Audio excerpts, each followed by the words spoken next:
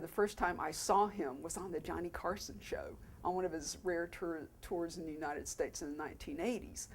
And he was doing this incredible, very athletic form of South African warrior-based dance. So again, lots of high knee lifts and big body motions, very, very athletic and very, very exciting. And that's when the American public, I think, really started learning who this guy was. First of all, he's really multicultural. He was born in England. His mother was born in Rhodesia.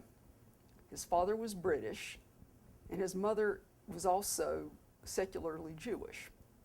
So he was raised in England and in Israel and in Rhodesia and in South Africa.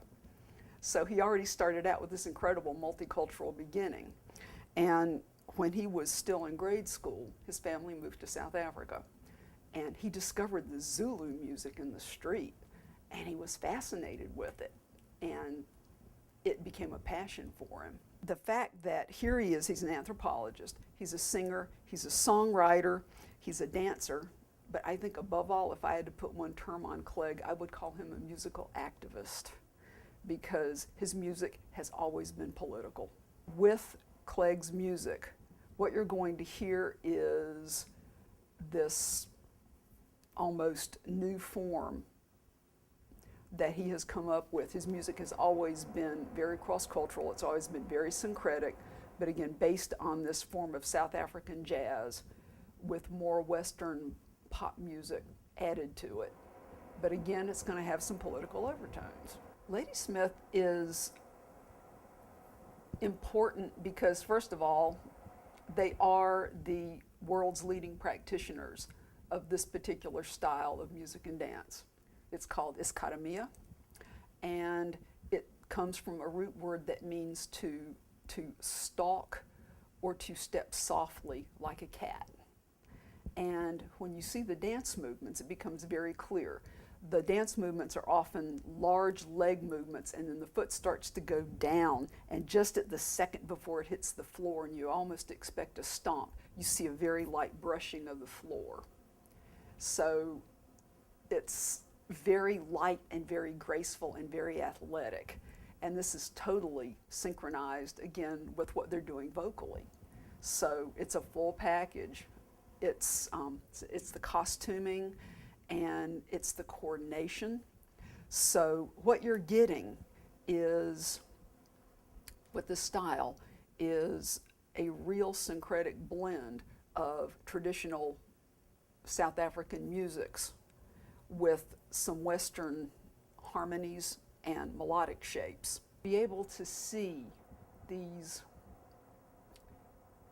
vigorous and engaging musicians come out, and they're all wearing the matching costumes, and they're wearing these very white shoes, which let you see the footsteps very carefully and very closely.